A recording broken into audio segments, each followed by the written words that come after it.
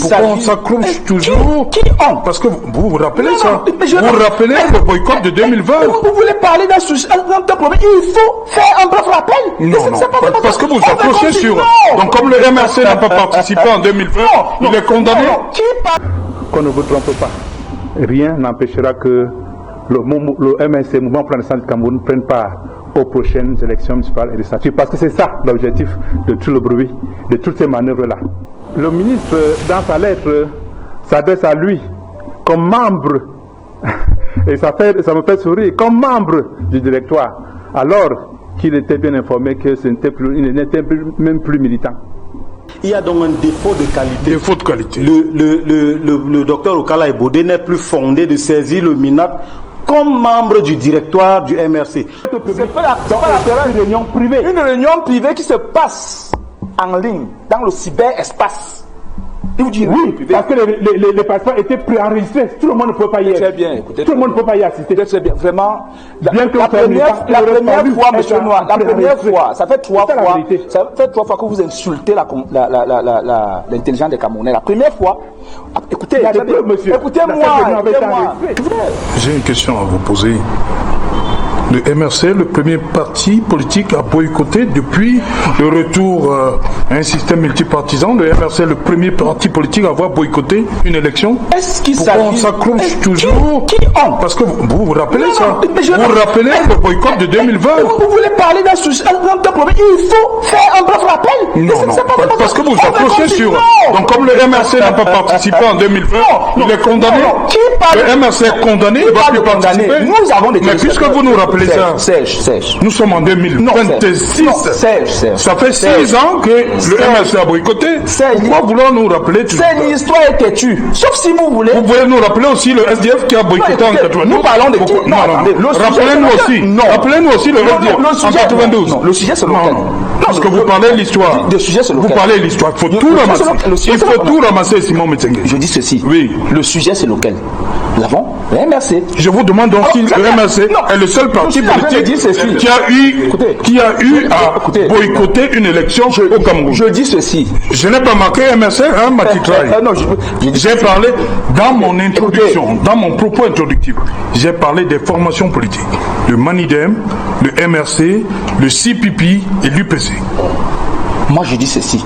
J'ai bien dit, formation politique. Le prétexte. Oui. Le prétexte. Oui. Et c'est la note du ministre, la réponse, du ministre. Sauf à croire, voilà, à qui? Quelqu'un qui est ou qui est. Voilà, qui n'est plus comme. Non, je dis qui est. Roger Justin Noir, vous êtes la star ce soir, c'est ça? Je ne suis pas une star, je suis simplement un homme politique. Voilà, votre voix va extrêmement compter ce soir, parce qu'on veut comprendre. Voilà, Roger Justin Noir, vous êtes secrétaire général adjoint du Mouvement pour la Renaissance du Cameroun, en charge de la com, depuis quelques mois déjà. Oui. Voilà. Le MINAC refuse donc de prendre acte de votre convention du 21 décembre 2025. Est-ce que vous y voyez un acte administratif, tout simplement, ou une ingérence dans la vie interne du MRC? Monsieur Serge Tour, permettez-moi d'abord de dire un mot à nos militants et sympathisants qui savent que nous traversons des moments difficiles du fait de ces manœuvres de déstabilisation. Mon premier message ce soir à nos militants et sympathisants, c'est de rester calmes, unis et de continuer sereinement à préparer les prochaines élections municipales législatives. Qu'on ne vous trompe pas, rien n'empêchera que le MNC, Mouvement pour la Naissance du Cameroun, prenne part aux prochaines élections municipales et législatives. Parce que c'est ça l'objectif de tout le bruit, de toutes ces manœuvres-là. Mais restez serein, continuez à préparer tranquillement les élections. Nous allons faire face au RDPC qui a décidé de construire le récit de large victoire. En fait, l'annonce de fraudes exceptionnelles, plus massives que le 12 octobre dernier. Nous avons la foi en nos capacités. Nous comptons sur le peuple camerounais qui a, durant 43 ans aujourd'hui, surmonté les conséquences d'une gestion catastrophique de notre pays. Mais que ces gens-là sachent que nous sommes aussi des filles et des fils de ce pays. Ils n'ont pas à eux seuls le droit à se réclamer camerounais. Hier, Mobutu était tout puissant au Zaïre, mais nous savons tous comment il a fini. Ils sont puissants aujourd'hui, mais ils ne savent pas ce qu'ils attendent demain. Voilà. Est-ce que c'est vraiment une simple acte administratif ou bien c'est une ingérence dans les affaires internes du MRC? Juste. En réalité, nous l'avons dit dans notre sortie d'hier, c'est une manœuvre de plus visant à affaiblir notre parti. Je pèse des mots, je n'ai pas dit que notre parti est faible, j'ai dit visant à affaiblir notre parti qui reste debout et qui sera toujours debout. Ce sont des actes visant à déstabiliser le parti, à démobiliser nos militants. Et c'est pourquoi j'ai commencé par cet appel solennel à nos militants et ses partisans afin qu'ils restent calmes et continuent à préparer les prochaines élections. La lettre du ministre de l'administration territoriale, j'allais dire du ministre de l'administration de l'opposition, ne nous est pas adressée. Elle a adressé à M. Okale Bodé, qui a été exclu, il faut le relever, par une décision numéro 007/2025 du 7 novembre 2025, approuvée, comme l'exigent nos textes, le 18 novembre 2025. Curieusement, le ministre, dans sa lettre, s'adresse à lui comme membre, et ça me fait sourire, comme membre du directoire, alors qu'il était bien informé qu'il n'était même plus militant. Écoutez, je voudrais me sacrifier un devoir de vérité envers les Camerounais. Notre parti est né dans la douleur, et ça tout le monde le sait. En août 2012.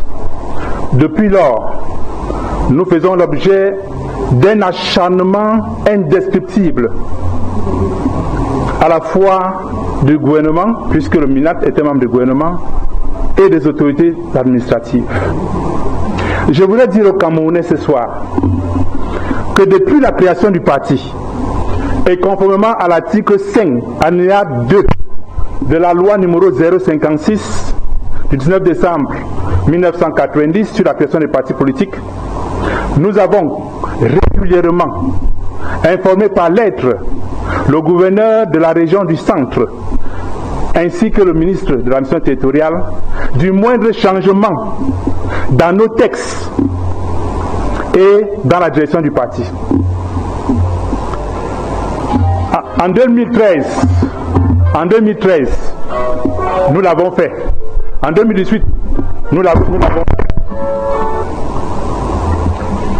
Et récemment encore, vous allez me permettre de vous donner cette lettre-là. Vous allez vérifier vous-même. Nous avons modifié le règlement intérieur de notre parti le 2 décembre 2025, parce que l'article 91 des statuts de MRC permet au directoire de modifier le règlement intérieur. Donc nous avons modifié l'article 68 du règlement intérieur pour permettre la tenue des réunions par visioconférence.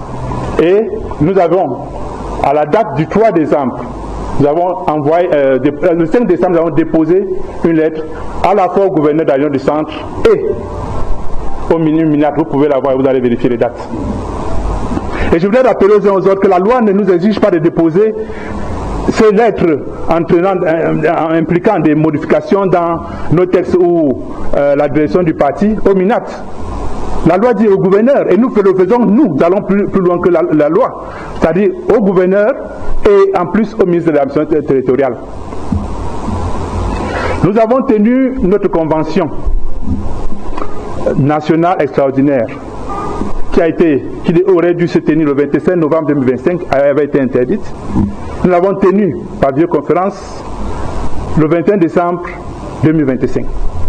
Je voudrais clairement dire aux Camerounais que chaque militant qui avait participé à cette convention nationale extraordinaire avait été préenregistrée. Ça veut dire quoi? Ça veut dire que bien que vous soyez militant, si vous n'avez pas été préenregistré dans le système, vous n'aurez pas pu participer à cette convention. Ça veut dire donc, au sens de la loi, que ce n'était pas une réunion ouverte au public. Et à la fin de cette convention, nous avons déposé dans les services du gouverneur du centre et de Minat les statuts, le règlement intérieur tel qu'adopté par la convention extraordinaire. Ça a été déposé le 7 janvier 2026. Je vous donne pour vérifier les dates. Mais avant cela, nous avons régulièrement transmis au gouverneur exactement le 5 décembre, j'ai dit tout à l'heure, une lettre sur la modification du règlement intérieur. Voilà. 2 décembre 2026. 2 décembre. Il a répondu, le gouverneur, il a répondu par lettre, datée du 26 janvier 2026, pour nous demander où est-ce que nous avons, si nous avions eu un récépissé de déclaration. Et nous y avons répondu en disant tout simplement ceci. Nous accusons réception de votre lettre du 26 janvier 2026, dont l'objet est repris en marge. Y faisant ensuite, j'ai l'honneur de vous informer que ces amendements de notre règlement intérieur ont été adoptés. Ça, c'est le ministre. Oui. Et d'abord, l'analyste politique. Docteur Zaka. Si vous permettez, je préfère chuter pour que vous... Oui, parce qu'on a eu des perturbations là, parce que on est en direct. J'ai l'honneur de vous informer que ces amendements de règlement intérieur ont été adoptés conformément à nos textes par le directoire à sa réunion du 2 décembre 2025 au siège national du parti, où il se réunit habituellement. Ok. Au moment de... Lorsque Thierry Okala-Ebodé est saisi, il est déjà exclu du MRC? Bien sûr, puisqu'il a été exclu le 7 novembre 2018. Et la décision est applicable à partir du 8 novembre après approbation par le directeur du parti. Docteur Zandra. Donc, il y a dans la saisine du MINAT, visiblement à en croire aux déclarations du secrétaire général adjoint, il y a donc un défaut de qualité. Défaut de qualité. Le docteur Okala-Ebodé n'est plus fondé de saisir le MINAT comme membre du directoire du MRC. Comme un citoyen lambda, c'est possible, il peut saisir une administration pour manifester. Parce que justement, le ministre de l'administration répond à M. Okala-Ebodé Joseph Thierry, membre du directoire du MRC. Ce que les textes du MRC actuel ou alors les dernières résolutions ne le reconnaissent plus comme étant membre du MRC. Donc on va avoir une crise interne. Okala-Ebodé se revendique d'être membre du MRC. Les résolutions d'une assemblée générale ou alors d'un congrès ou d'une convention indiquent qu'il n'a plus cette qualité-là. C'est donc un problème interne au MRC. Si M. Okala-Ebodé estime qu'il a été exclu abusivement du MRC, il se réserve le droit de saisir les juridictions, le juge administratif peut connaître de ce type de contentieux parce que les associations politiques sont régies par la loi. Il doit donc, et le ministre de l'administration territoriale ne doit pas indiquer de manière expresse qu'il ne prend pas acte des résolutions de la convention sur la base des déclarations ou alors de la correspondance de M. Okala-Ebodé qui par ailleurs est déjà exclu. Une commission rogatoire du MINAT, parce que tutelle des associations politiques, serait allée vers le directoire du MRC pour en savoir plus clair. Mais rendu à ce jour, je pense que cette affaire est pendante devant les juridictions.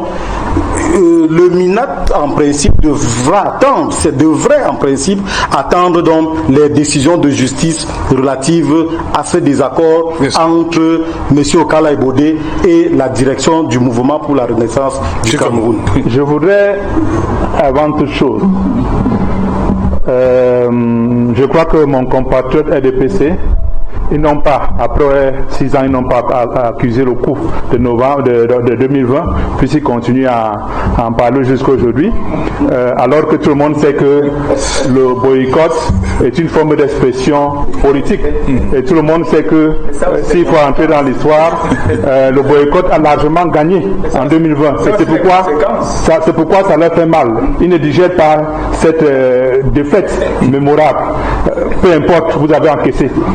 Je voudrais lui rappeler aussi qu'il n'y a pas de faction au sein du mouvement pour la naissance du Cameroun. Je voudrais lui dire, il a dit qu'ils sont honnêtes au RDPC. Soit vous êtes honnête. Honnête en notre sens, c'est que vous respectez au minimum les dispositions de vos textes. Et sur ce, je voudrais vous rappeler que le dernier congrès de votre parti s'est tenu exactement en septembre 2011. Et vous avez élu à l'occasion votre président national ainsi que certains des membres de cette instance du parti, notamment le bureau politique et le comité central, pour un mandat de 5 ans. Et je voudrais vous rappeler que ce mandat-là était échu le 15 septembre 2016. Et je voudrais vous rappeler aussi que le bureau politique dont les membres n'étaient plus membres au sein de vos textes, puisque le mandat était déjà échu le 15 septembre 2016, ont décidé de proroger les mandats et du président national et des membres des instances que je viens de citer, alors qu'ils n'étaient plus membres. Donc ça veut dire qu'ils n'avaient plus de qualité pour prendre une telle décision. Ce qui veut dire, laissez-moi terminer, ne souffrez en doucement. Ce qui veut dire quoi? Ça veut dire que même M. Paul Biya n'était plus président national de votre parti. Donc est-ce qu'on peut dire que des gens comme ça, qui ne respectent pas les dispositions de leur texte, sont honnêtes? Vous voulez parler d'honnêteté? Vous allez intervenir s'il vous plaît. Maintenant, nous vous demandons aujourd'hui, vous qui êtes en train de tripatouiller, de traficoter, parce que vous les traficotez, on vous dit, les lois de 90 demandent à ce que vous déclarez votre manifestation. Une réunion publique. Écoutez, la loi dit réunion publique, monsieur. La loi ne dit pas toutes les réunions. Et celle-là était privée, je vois. Je suis dans elle était privée. en train de dire. Au sens du droit, elle était privée, cher monsieur. Au sens du droit, elle était privée. C'est pas la querelle. Elle n'était pas dans un lieu public. C'est pas la querelle. Elle n'était pas été ouverte au public. C'est pas la querelle. Une réunion privée. Une réunion privée qui se passe en ligne, dans le cyberespace. Il vous dit oui, parce que les passeports étaient préenregistrés. Tout le monde ne peut pas y être. Très bien, écoutez. Tout le monde ne peut pas y assister. Très bien, vraiment. Bien que la première fois, monsieur Noir, la première fois, ça fait 3 fois que vous insultez l'intelligence des Camerounais. La première fois, écoutez, écoutez-moi. La première fois, on peut diffuser ça, monsieur. La première fois, nous ne cachons rien. La première fois, vous avez parlé d'un bug informatique pour parler de la deuxième fois, on parle du mandat impératif. Cette fois-ci, vous nous dites que une réunion qui ne se passe pas dans un lieu, qui se passe dans un lieu virtuel, dans l'espace cybernétique, qui est très ouvert, est une réunion privée. Il y a quelque chose qui ne va pas. Mais moi, je crois une chose, c'est que le MRC, le MINAT même vous donne une chance. Le MRC doit s'asseoir. Si vous êtes dans un grand parti politique, vous devez vous asseoir et résoudre ce problème en interne. Parce qu'aujourd'hui, ça gère de partout. Ok.